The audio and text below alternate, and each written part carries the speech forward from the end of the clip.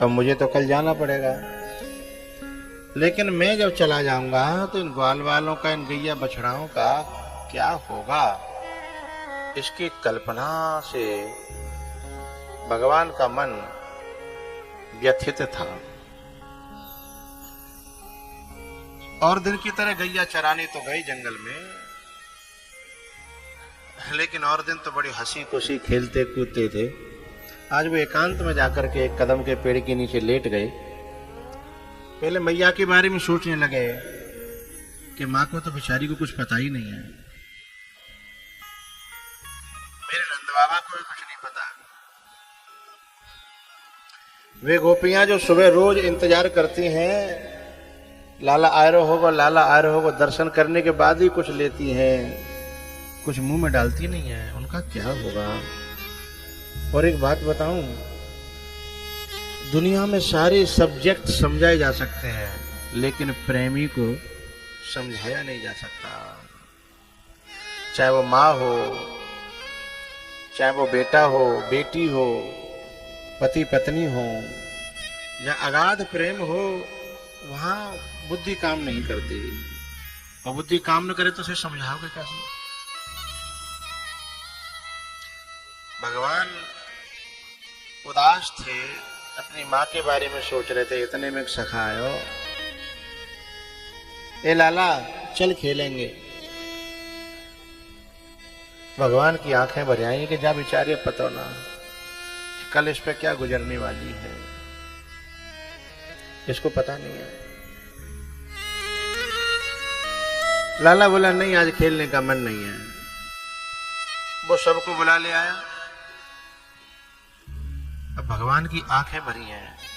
अच्छा, आपको पता है जब भीतर दर्द हो तो आवाज बदल जाती है, आंखें बदल जाती हैं, अंगों में शिथिलता आ जाती है। सभी ग्वालवाल बोले लाला कुछ बात है, तू छुपा रहा है, बता नहीं रहा है। भगवान ने कहा भैया एक बात बताओ, कल ना हमारा तुम्हारा वियोग है, वो अलग है गए, दूर है गए, तो सब सखा रो पड़े। बोले लाला ऐसी अशुभ अशुभ बातें मत कर। अब भगवान सोच रहे हैं कि ये अभी तो मैंने कहा है और ये उसे अशुभ अशुभ कह रहे हैं, और ये कहने मात्र से रो पड़े हैं, तो कल क्या होगा। बोले लाला ये ऐसी बातें तू मत कर। जब तक तू मिला नहीं था ना, तब तक हम अपने संसार में मस्त है, गैया चराते थे, अपने घर को काम कर लेते। लेकिन अब जब से तू मिला है ना, अब न तो संसार अच्छा लगता है, न संबंध अच्छे लगते हैं। ये दुनिया अब अच्छी नहीं लगती है। अब तेरे बिना जीने की कल्पना भी करना बड़ा मुश्किल है, क्योंकि जगत खेम तेरे पास आ जाते हैं, और रात में सपने में तेरे कोई देखते हैं, जग के तेरे कोई देखते हैं। हमारे दिल हमारा जो दिल है ना, वो तेरा चलता फिरता घर बन गया है। मेरा दिल आपका घर हुआ मेरे प्यारे, ये घर बन गया है। और तू कहता है कि हम अलग हो जाएं, ऐसा कैसे होगा। बात करते करते शाम हो गई, गाय हाँक दी। अच्छा, रोजाना का नियम था गोपियों का, अपनी अपनी छत पे चढ़ करके शाम को देखती थी, भगवान के दर्शन करती थी, और अपने अपने हाथों में फूल लेकर के भगवान के ऊपर डाल देती थी। अच्छा, एक बात बताऊं, जहां बहुत प्रेम होता है ना, जैसे कहते हैं ना श्याम चिरैया के पंख नहीं फाड़े जाते, उसके दर्शन से ही तृप्त हो जाता है मन।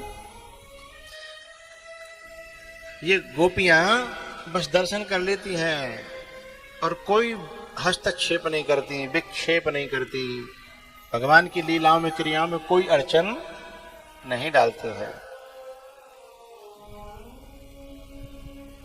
बस इतना होता है, कभी कभी भगवान जो है ऊपर देख करके जिस गोपी की ओर देख करके हंस देते हैं ना, बस उसकी खुशी का ठिकाना नहीं रहता। वो सबको कहती है पता है, आज भगवान ने मुझको देखा और देख करके मुझे देख करके थोड़े प्रसन्न हुए थे, हंसे थे। बस और क्या चाहिए, सब कुछ मिल गया, ऐसे कहती हैं। आज जब ये गोपियां ऊपर छत से फूल फेंक रही थी तो भगवान ने आज किसी को देखा नहीं। कल हम बता रहे थे ना कि जब ये बेटी के विवाह के जब 4-6 दिन बाकी रह जाते हैं विदाई के, तो फिर ये हर चीज को देख करके रोती है। चाची को देख करके रोती है कि जी मेरी चाची ये छूट जाएगी, ये मेरो चाचा, ये मेरो ताऊ, ये सब छूट जाएंगे, जी मेरो गांव है, जी मेरो बम्मा, ये नालो, ये मेरो कुआ, ये सब छूट जाएंगे, तो ये सब पराये हो जाएंगे। इसी घर में आने के लिए मुझे फिर भैया भाभी की परमिशन चाहिए, वो बुलाएंगे तो आऊंगी। ऐसे घर को देख करके, परिजनों को देख करके जैसे रोना आता है, इसी प्रकार से भगवान को रोना आ रहा था उन गलियों को, कुंज गलियों को, उन गोपियों को देख करके। तो ऊपर जो गोपी फूल फेंक रही थी उसे देख करके आंसू आ गए, और उसने देख लिया तो मैं उसे क्या उत्तर दूंगा। अपने आंसुओं को छुपाते फिर रहे थे भगवान, इसलिए भगवान ऊपर को नहीं देख रहे थे। जाकर के बाड़ी में गाय गौशाला में बंद कर दी, और गौशाला में बंद करके भगवान अक्रूर जी से मिले हैं। बोले काका तुम हमें लेने आए हो ना, हमें पता है, लेकिन हमारी प्रार्थना है, अभी मेरी मैया से मत कहना, मुझे बहुत प्यार करती है। एक तो बुढ़ापे में तुम्हें बाकी भयो, और अब सेवा करवे के दिन आवे को भय, तब तक आप लेने आ गए मुझे। ये बात मैया कैसे सहन कर पाएगी, आप मत कहना। मैं अपने तरीके से ही मां को समझाने की कोशिश करूंगा। भगवान छुपाने की कोशिश कर रहे हैं, लेकिन न जाने कैसे कहां से बात फूट गई, सारी गोपियों में बात व्याप्त हो गई, और गोपियां रोते रोते रात्रि में ही यशोदा के दरवाजे पे आ गई।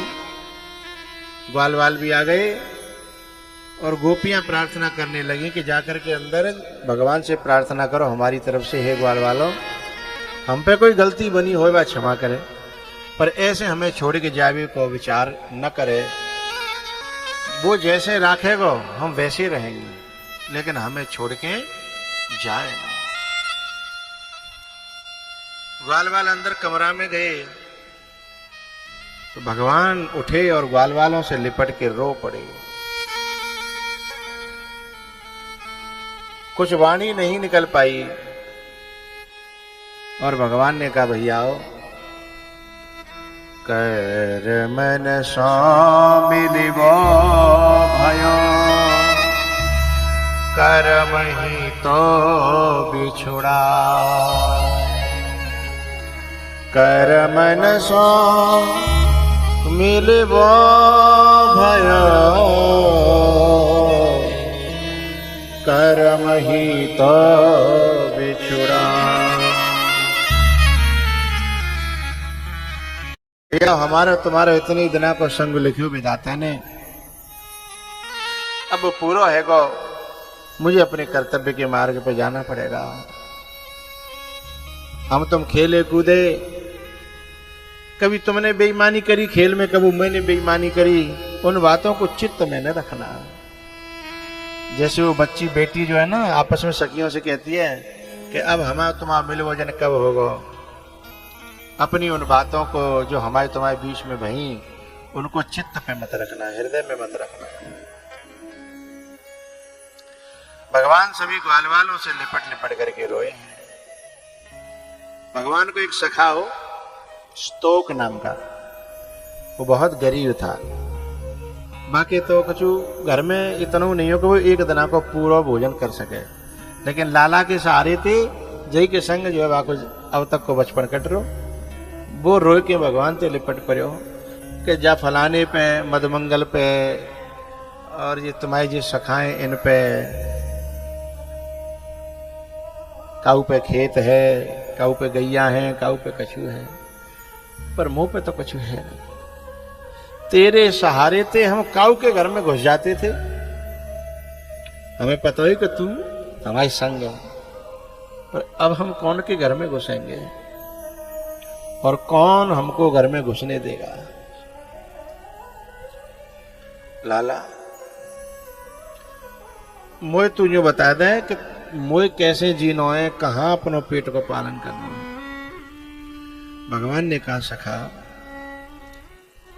दांत नाए तब दूध दियो और दांत दिए है तो अन्न देवो। जान को देत अजान को देत जहान को देत वो तोहू को देवो। जो सबको देता है वो तेरे को भूखा कैसे रखेगा बता? ऐसा कहकर के सखा से लिपट गए भगवान, क्योंकि भगवान अपने दासों को बहुत प्यार करते हैं। अति प्रिय मोए यहाँ के बासी। आधी रात में यशोदा की नींद खुल गई और रोने की आवाजें सुनाई पड़ी। दौड़ी दौड़ी गई दरवाजे पे, गोपियां रो रही हैं। जब बेचारी भोरी वारी कछु ना पता कि कल सवेरे जगत खेम का है भी बारो जाकी जीवन में। ए बाबरियो, मेरे दरवाजे पे तो भीड़ काय को लगी है, का बात है, का है वो, बताओ तो सही। तब एक गोपी ने कहा, अरे भोरी बावरी यशोदा, तो कुछ पता है?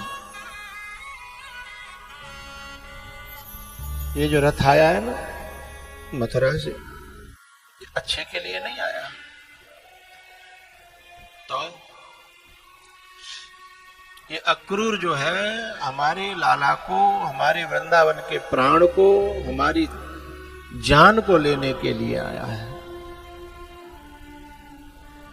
तो मेरे लाला को लेने आया? ये कौन होता है मेरे लाला को ले जाने वाला? बोले ये तो लाला जाने कि ये जाने, हमको तो कुछ पता नहीं है, पर ये पता है कि ये लेने के लिए आया है। हे श्याम सकारे जाएंगे, नैन मरेंगे रोए। हे विधना ऐसो कीजियो, जाशो भोर न हो। गोपी की ये बात सुनकर यशोदा सीधे लाला के कमरे की ओर गई है। लाला, ए लाला। भगवान ने मां के चरणों में अपना माथा टेक करके आंखों से दोनों पांव धो दिए, और जब उठाया लाला का मुंह तो दोनों आंखों में आंसू ही आंसू भरे। मैया समझ गई, पर बोली मैं तेरे मुंह से सुनना चाहती हूं।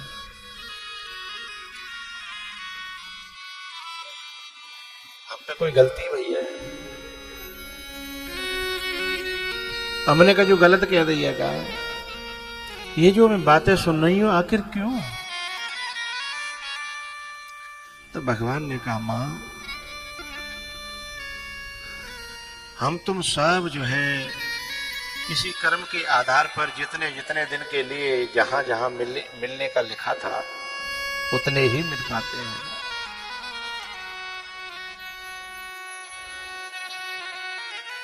उससे ज्यादा नहीं मिल सकते। मेरी वृंदावन के खेलवे के कूदवे के लीला करवे के दिन समाप्त है। अब मुझे अपने कर्तव्य के मार्ग पे जाना है।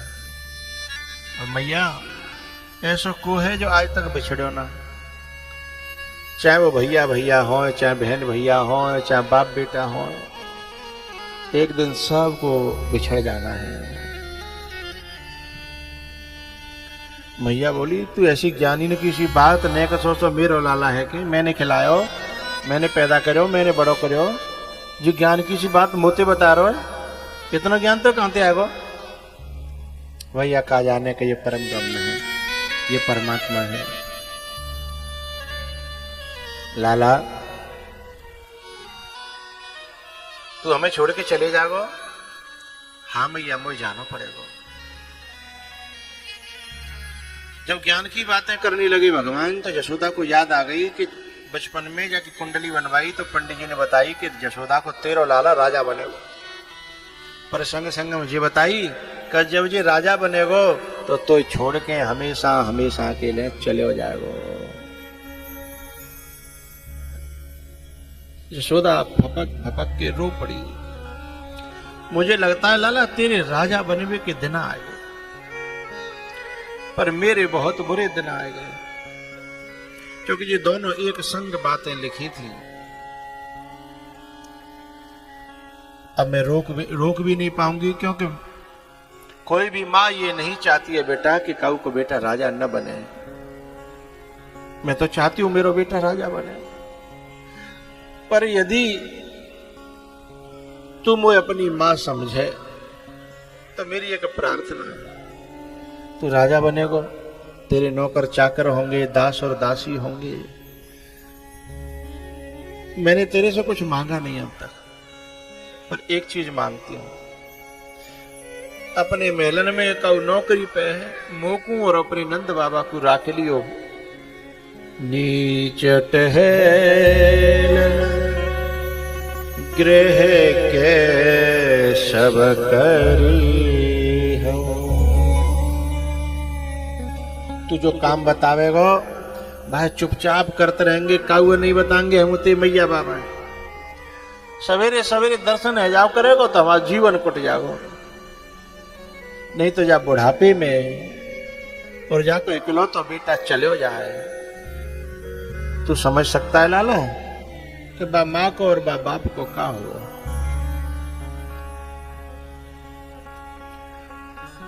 भगवान ने कहा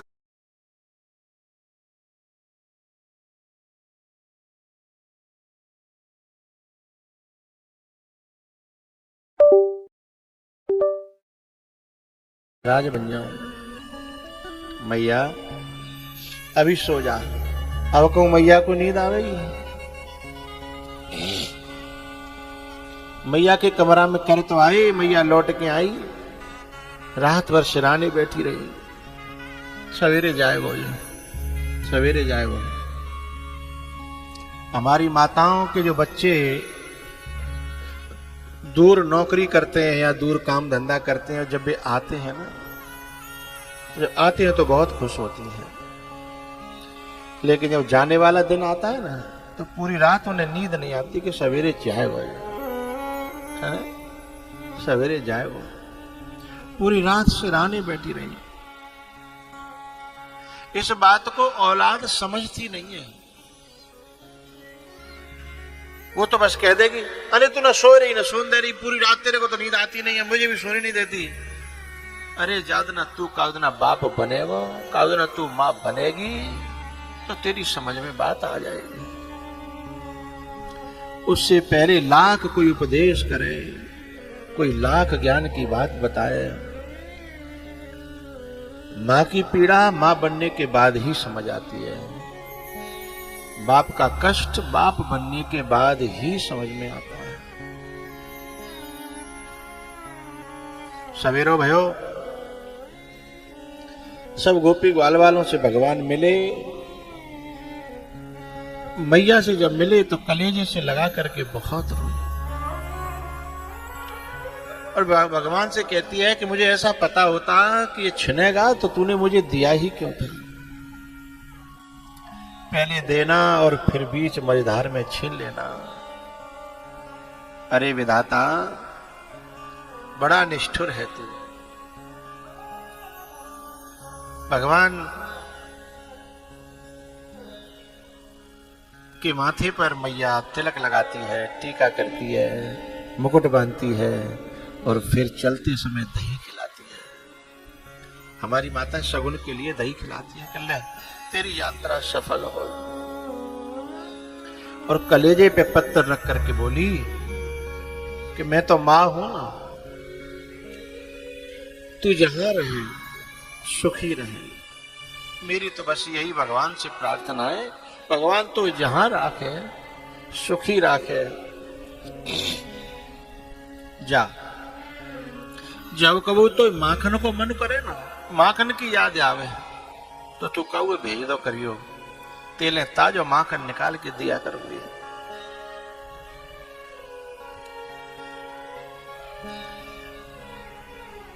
मैया ने कलेजे से लगा करके माथे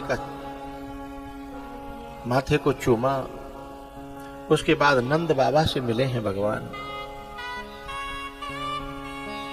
नंद बाबा से मिलकर रथ में बैठे हैं, गोपियां आगे लेटी थी, उनको समझाया। इधर यशोदा फिर बेहोश हो गई। फिर लौट करके यशोदा को उठाया और अपने गोद में सिर रख करके फिर जगाने लगे। मैया होश में तो आ, मैं तेरो बेटा तेरो लाला भी कहूं ना गयो, मैं यहीं पे हूं मां, मैं कहूं ना गयो, देख मैं यहीं पे हूं। जब यशोदा की आंखें खुली, दोनों आंखों से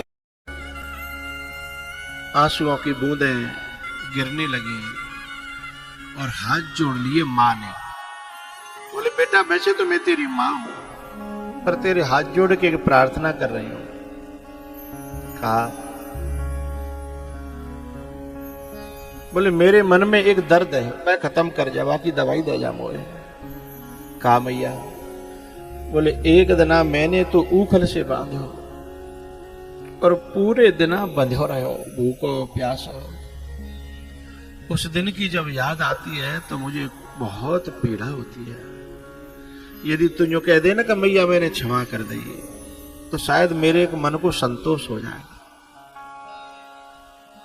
पता है, जब कोई माँ बच्चे में 2 थप्पड़ रख देती है ना, बच्चा तो थोड़ी देर रो करके फिर खेलने लगता है, लेकिन वो पूरे दिन रोती है कि आज जी मैंने बहुत मारे हो, आज मैं जाके पीठ लाल कर दी मार मार के। हैं? वो मारने से बहुत बचती है, क्योंकि बाय मारेगी, बाय तो दर्द कम होगा, लेकिन स्वयं को बहुत ज्यादा होगा, इसलिए बचती रहती है। लाला तू होते जो कह जा कि मैंने क्षमा कर दी। भगवान बोले मैया, बस तेरे बांधवे में मुझे जो सुख मिलो, वो सुख तो मुझे कबू बैकुंठों में नहीं मिलो। मैं तो बार बार यही कहता हूं कि मैं बार बार आऊं तेरे आंगन में, तू मुझे बांधे।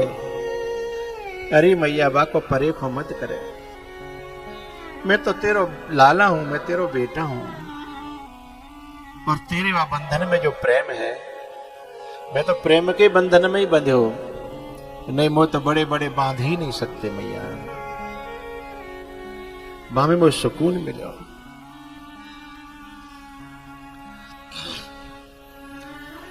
ये मां का कलेजा है ना भैया।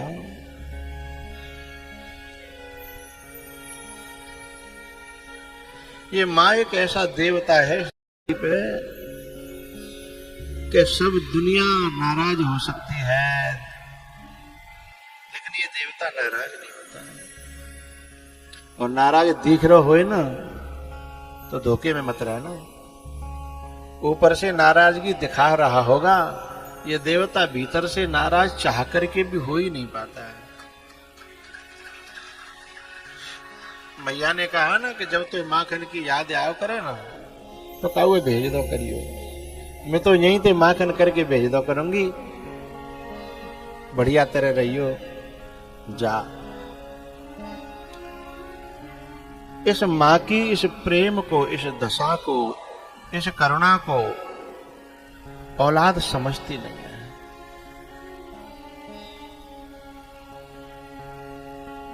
केवल यशोदा ने नहीं कहा था कि तू कौए भेज दियो माखन करके दे दो करूंगी ना, मेरे भारत की प्रत्येक माँ बाको बेटा परदेश में होए तो घर में अपनो पेट काट काट के, दूध बचा बचा के बिन के लिए घी बनाती है। आज भी जोर के धरेगी कि अब छुट्टी आवे वो ले जाओ, बातें कहो कि तू कमजोर रह रही है, दूध पी लो करे। अरे मैं तो बड़ी बूढ़ी मुंह पे कहा कर रहा हूँ, बाकी ट्रेनिंग चल रही है, वो माँ बहुत मेहनत करता है। ऐसा सोच करके घी इकट्ठा करते हैं और भाई जोर के बरनी में कैन में भर के और वह देती है। लेकिन दुख तब होता है कि वो नालायक ये भी नहीं है कि माँ के हाथ पे 1000-2000 रुपया धर जाए कि जे मेरे लिए अब इतना सोच रही है, जब कि जहाँ पे इतनी सुविधा है नहीं है और वो लाखों कमा रहा है, पर ये नहीं है कि मैया को चुपचाप कछु दे जाए, वो खिशानी सी देखती रह जाती। अच्छा, उसको तो फिर भी कोई परे का नहीं होता, लेकिन जब कोई दूसरा कहता है ना कछु देगा तो अपने बेटा की नीची नहीं होए पास मत आओ करे, बस तू खबर भेज दो करे कि तू ठीक है हाके। मेरे तो हाथ पांव चल रहे हैं। कितना निर्मल है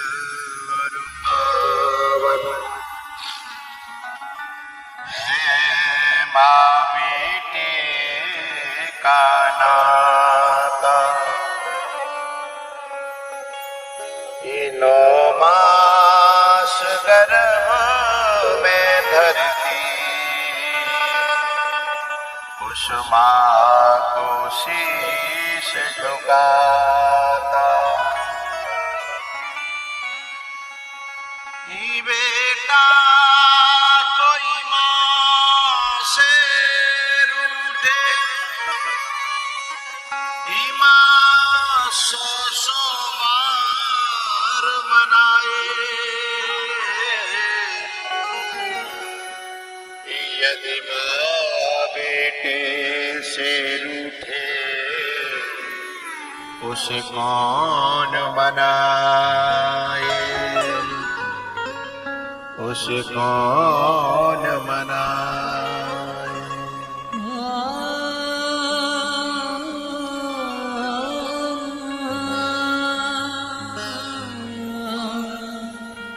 यदि माँ बेटे से रूठे उसे कौन मनाए। माँ का दिल ना दुखा। एक पढ़ी लिखी बहू आई थी, उसने अपने पति से कहा कि तुम्हारी माँ गंवार है, बिना पढ़ी लिखी है, बोलने का तरीका नहीं है, तुम्हारी माँ मेरे साथ नहीं रह पाएगी। बहुत दिन तक कहती सुनती रही, एक दिन उसने सीधे कह दिया कि तो माए राख ले के मोई राख ले। तो बेचारो मजबूर है, वो बच्चे पालने थे, घर चलाना था। माँ समझदार थी, उसने कहा बेटा अपना घर चला, मोह तू छोड़ आ। बोले कहां छोड़ के आऊं? बोले कहूं छोड़ आ तू? मैंने भगवान को बचपन से भजन करे, भगवान मोह कहूं न कहूं तो रास्ता दे। ठीक है, वो लेके चला। जब लेके चला जंगल में और माँ ने पांव छी और माँ से लिपट के रोया कि माँ मैं तुझे छोड़ के जा रहा हूं। उसने कहा बेटा नेक और आगे छोड़ दे। बोले क्यों? बोले बस 2 किलोमीटर आगे और छोड़ दे मुझे। बोले हाउ? जब 2 किलोमीटर और आगे छोड़ने गया तो जंगल से में छोटा सा एक आश्रम सा बना हुआ था। फिर अपने बेटा से बोली अब तू जा, मैं इधर चली जाऊंगी। उसने कहा ये जंगल में मैया आश्रम में तेरे को पता है ये कहां कौन सा आश्रम क्या है ये? बोले वो तुझे जानने की जरूरत नहीं है, तू जा, मैं चली जाऊंगी। बोले नहीं मैया मुझे बता ये आश्रम काय का आश्रम है, किन का क्या है? बोले तू यदि इस आश्रम को देख लेगा, जान लेगा, तो तू फिर दुखी हो जाएगा, इसलिए तू चला जा। मैं नहीं चाहती कि तू दुखी हो। अब तो और जिज्ञासा बढ़ गई उसकी। तो फिर मां को छोड़ करके न जाकर के उस आश्रम में गया, अपनी मां को लेकर के। वहां एक जो है बड़ी वृद्धा औरत, उसके इसने पांव छुए और ये वो दोनों गले मिली। इन दोनों को देख करके बोले तुम्हारा परिचय आपस में? बोले हाँ। तू ये एक दूसरे कैसे जानते हो? तो वो वृद्धा औरत कहती है कि बेटा, ये माई तुझे 22 साल पहले यहीं से ले गई थी। ये अनाथ आश्रम है जंगल में, और तू आज मां को यहां छोड़ने आया।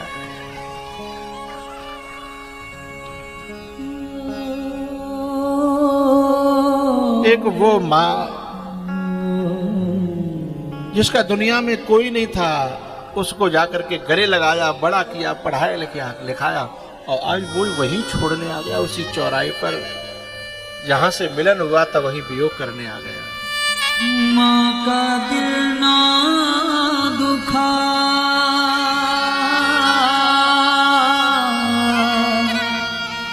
माँ का दिल ना दुखा, ये प्रभु की अमानत है माँ। माँ का दिल ना दुखा, माँ का दिल ना दुखा,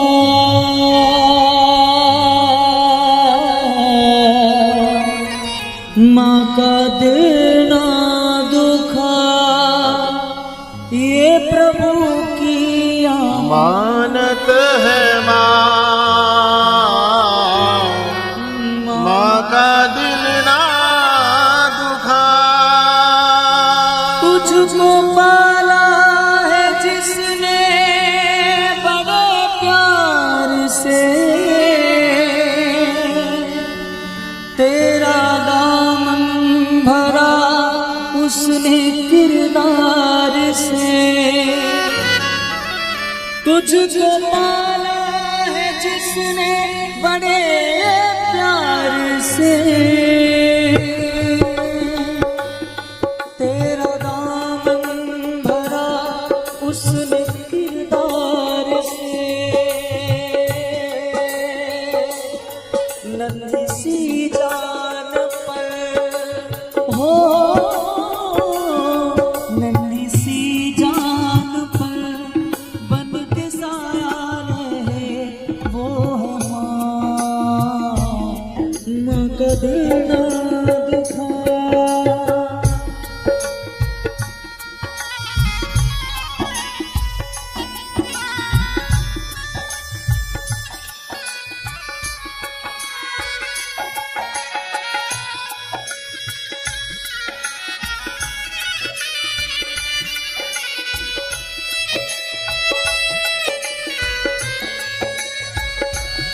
भूल कर सारे शिकवे गिले पास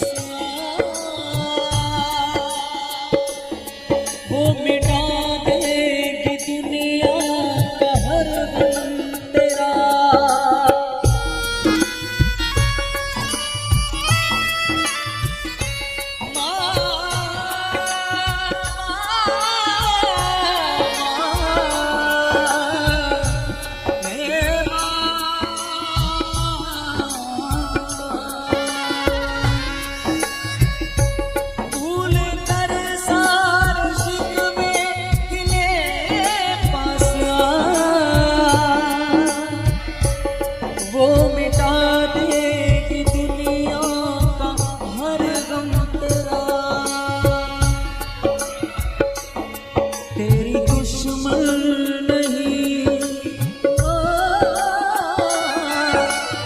दुश्मन नहीं, तेरी सच्ची ही दौलत है माँ।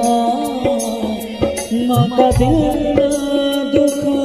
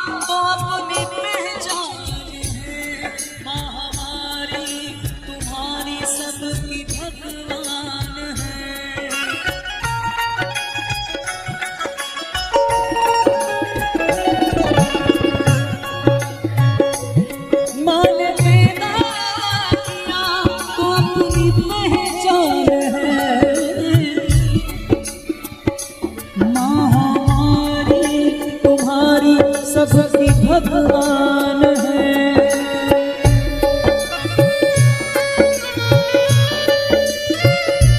सब्र जिसका ज़माने में हो,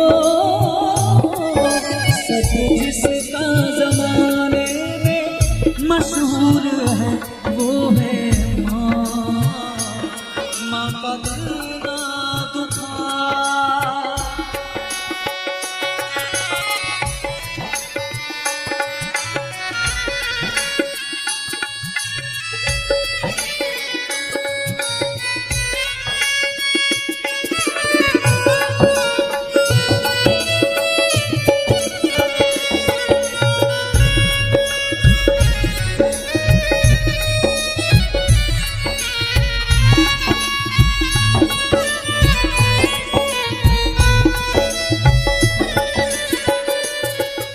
तेरे जीवन में खुशियाँ तमाम आएंगी, तेरे जीवन में खुशियाँ तमाम आएंगी। ले जा माँ की दुआएं तेरे काम आएंगी, ले जा माँ की दुआएं तेरे काम आएंगी।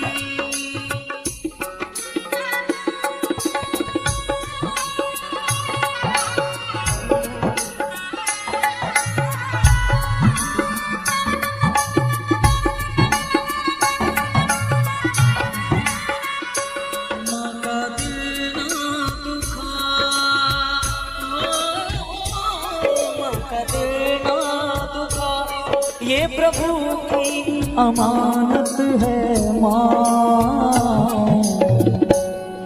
मौका देना दुखा।